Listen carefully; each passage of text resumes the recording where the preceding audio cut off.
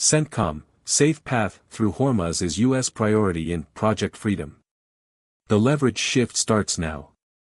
Here is the signal that separates noise from actionable change. We will map trigger, incentive shift, and downstream impact before the close. The Strait of Hormuz.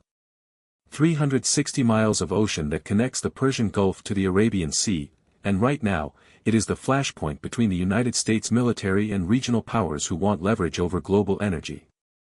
Last week, CENTCOM announced Project Freedom.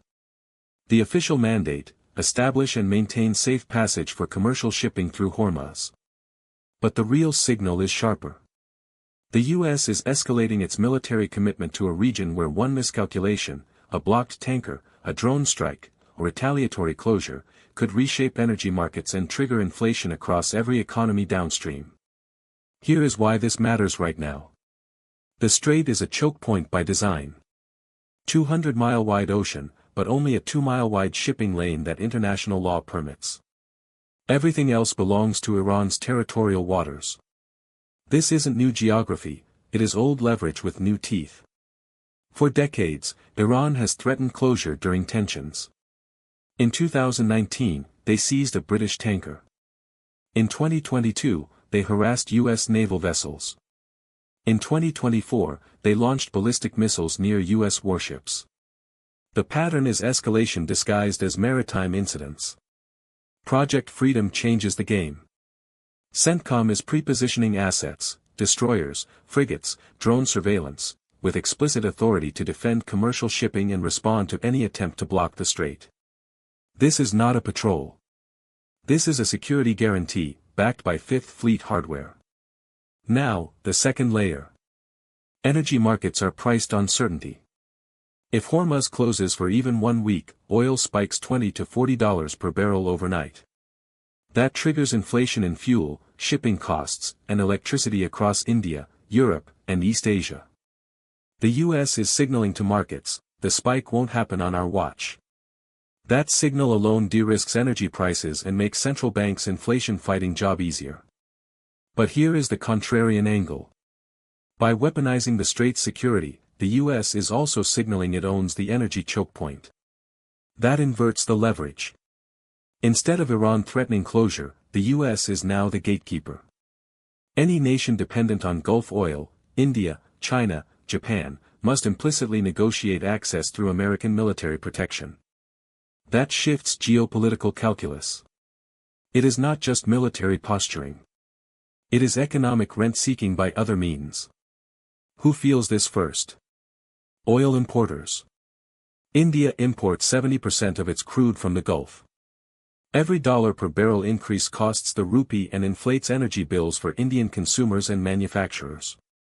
A secure Hormuz keeps oil stable. That is worth 9 to 12 rupees per barrel in purchasing power to Indian households. Investors in Indian energy stocks and infrastructure should watch this closely. If Hormuz stays secured, energy inflation stays contained, and valuations in power and logistics firms benefit. Second, shipping companies. Every vessel transiting Hormuz faces insurance premiums for war risk. Those premiums add 2 to 5% to freight costs. Secure passage means lower premiums, cheaper goods, and margin expansion for companies like Maersk, CMA-CGM, and Indian logistics providers. This trickles into consumer prices for imported goods. Third, geopolitical investors. The U.S. military commitment to Hormuz signals durability of the petrodollar. That is a floor under U.S. Treasury valuations and currency strength. If Hormuz were at risk of closure, nations would hedge away from dollar-denominated oil trades. CENTCOM's announcement reinforces dollar dominance. Now, what changes next? Watch for 3 signals. First, how Iran responds. Do they escalate drone activity near merchant vessels, testing the limits of U.S. response?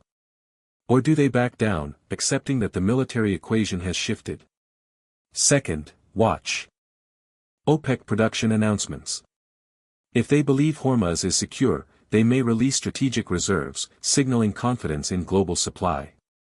Third, watch oil futures. If the market price is in Hormuz security, crude should trade lower, signaling that supply-side risk premium has been priced out.